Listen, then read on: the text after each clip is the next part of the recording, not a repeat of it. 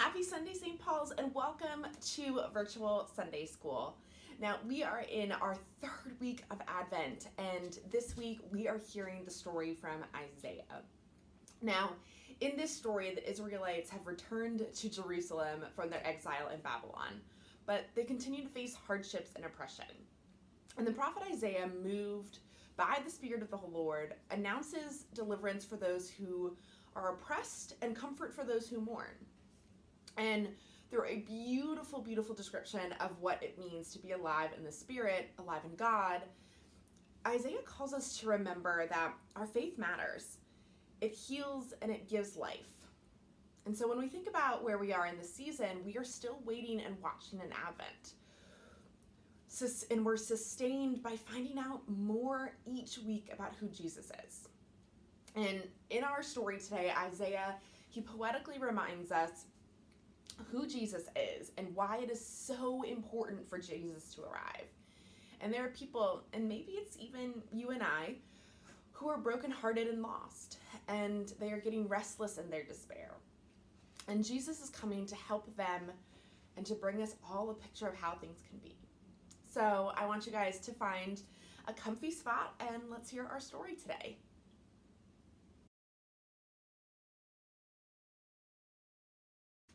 Okay guys, I hope you found a comfy spot for our story time this week. Now our story comes from the book of Isaiah, chapter 61. And so it's called A Promise of Hope. So settle in and let's hear our story. Isaiah was one of God's prophets. While Isaiah was praying, God spoke to him. Isaiah, listen, God said. It is time to share good news with my chosen people, the people of Israel. Isaiah wanted to talk to God. He knelt on the ground and he held his hands out to God and said, how can this be time for good news, God? Your people are so tired. Many are homeless. Many are sad. Many are weak. I know, God whispered. I'm going to change that for all of my people. Isaiah closed his eyes tight and he listened closely and wondered, how would God change things? What was God's good news? I will comfort kids who are sad, God said. I will give strength to people who are weak. Men and women will fix broken walls. Everyone will be joyful again. You know what I love, God said to Isaiah? Justice. I want my people in Israel to have justice. They have been hurting and sad, and I will help them feel glad. I will bring fairness to my people.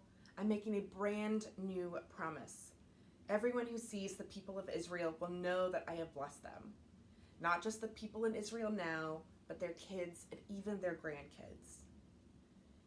Isaiah couldn't believe his ears. He could hardly wait to shout God's message and shout the good news. Okay, friends, I will see you in a moment. Hi, 3rd and 4th grade. I hope you enjoyed your craft today. We are back for our questions. Now, sometimes the Bible doesn't tell a story, but it shares a poem telling us what the world could look like. And so what did you hear in this poem? And sometimes we think justice is all about other people, but it's for you too. So how would you paint the picture of your life to be different and fairer? I want you to look at verse 8, and there's a strong word in this sentence. What is it? And what does God hate? Verse 11 shows that justice is like a garden. Seeds in a garden grow into plants. And justice and freedom and hope, they can grow from small seeds. So name a place where you see justice and freedom or hope growing. Hi, 3rd and 4th grade. Welcome back to our Bible bit. Now, the year of our Lord's favor is also called the year of Jubilee.